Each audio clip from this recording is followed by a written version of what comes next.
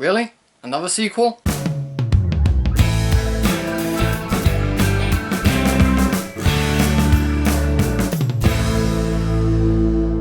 Alice Through the Looking Glass. So Alice Through the Looking Glass stars Mia Wasikowska, I believe that's how you pronounce her name, Johnny Depp, Helena Bonham Carter, Anne Hathaway, and Sasha Baron Cohen. And it's the sequel to Alice in Wonderland, which got a lot of mixed reviews from the critics, and I personally thought the film was meh. The best word I can use to describe it. But in this movie, Alice is forced to go back to Wonderland because there is something wrong with the Hatter. The Hatter has found something out from his past which he believed to be gone, which forces Alice to go back in time, discover what it is, and sort it out. And while this is going on, Alice is dealing with some things while outside of Wonderland, which include her ex-fiancé trying to get rid of her mother's house or her father's boat, of which she is now the captain of. And while this is going on, time tries to track down Alice while going back in time, and we find out more backstory between the White Queen and the Red Queen. And if that sounds like a lot that can be in one movie, it really is. And it definitely shows in the pacing of this movie. Like, there is so much stuff just crammed into one story that they throw out the screen at you,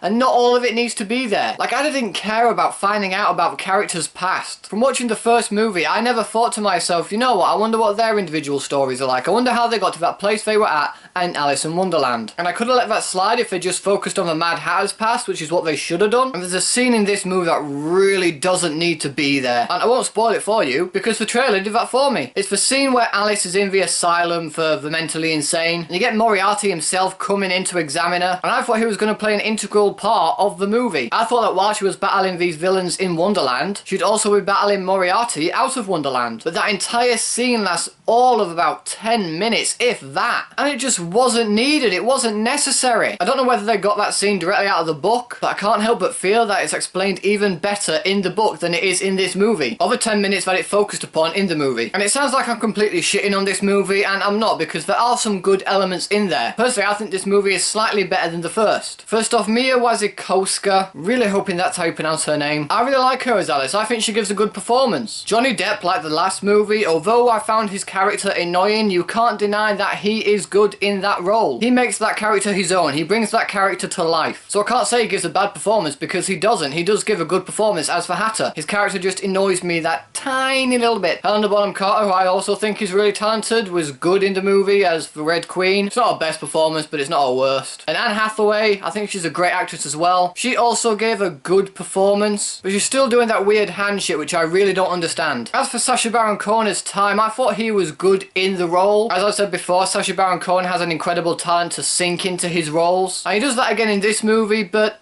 I can't help but feel like they could have cast anyone as Time and it would have made no difference to the movie. As for the rest of the cast, they were fine, I guess. The special effects for this movie I can also give props to at times. There are times in this movie where it is really good and it looks really beautiful on screen, and it really does suck you into this Wonderland. However, there are also times where it can come off a little cartoony. As for the directing, it's fine. It's not directed by Tim Burton this time, and you can definitely tell that they're trying to go for a lighter tone. And although I enjoyed that tone, it really didn't mix in well with the darker moments of the movie. And the director himself doesn't really have a particular style. Like, you can see the shots that he's trying to create, but you kind of feel like he's trying to make it a lot like Tim Burton's original one. And so overall, guys, although there's a few good performances in there, the writing is messy, the visuals are good at times, sometimes they look cartoony, the directing's fine, and although I prefer it to the first one, I do think it's a little bit better, I still think it's pretty forgettable. And so I have to give Alice Through the Looking Glass 2 stars.